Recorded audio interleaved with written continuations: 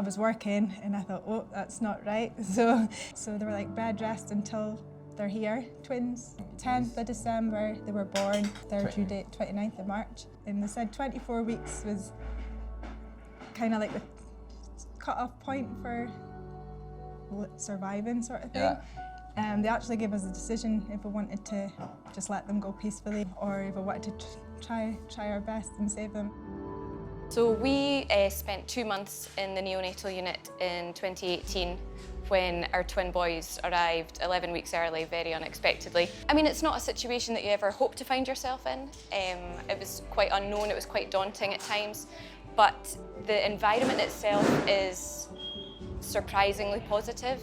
The staff are so accommodating, they're so knowledgeable, they're so supportive. We felt kind of part of a family sort of experience, really. It was something that we very much went through together, and we felt that we came out of it in a really positive mindset.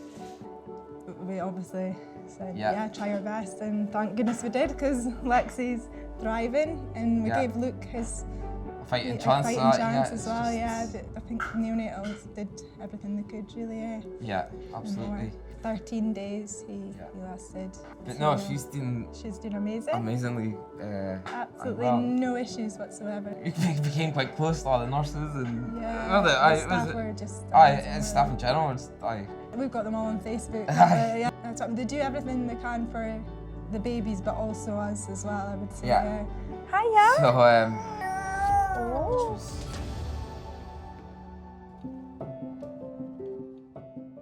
how we look after babies differently within a neonatal intensive care unit, which essentially means that we're now trauma-informed about how we look after our babies. An example is changing a baby's nappy. We used to just do that on our own because that's how we did things and that's all we knew. But actually that can be quite traumatic for a baby that has been born very, very early. So now we do everything with two-person care. So one person would just be with the baby to comfort the baby whilst the other person was doing that piece of care or nappy change or the echocardiogram, whatever that is. And hopefully that other person that's comforting the baby would be the parent.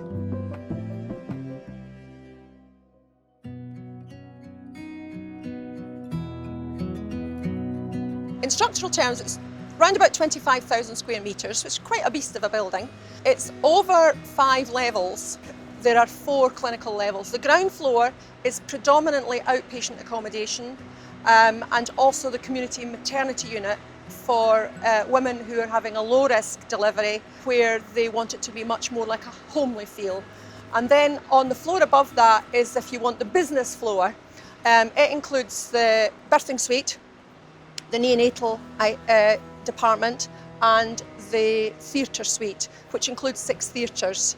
And then the floor above that is the ward floor, which is split evenly pretty well between the maternity side of the world and the other side is the breast and gynecology side of the world.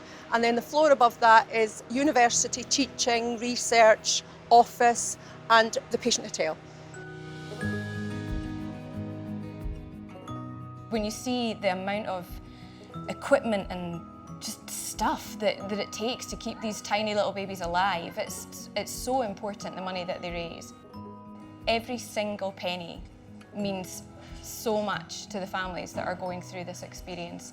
It can make such a difference to make something that could be so negative and scary into something that's actually, it can be a positive thing, and for most families it hopefully is a positive thing. You know, I count my lucky stars every day that we came home with 2 healthy, beautiful boys. And I know that not all families do. Bearing that in mind, you know, to do fundraising, those kind of things just makes such a huge difference to families like mine.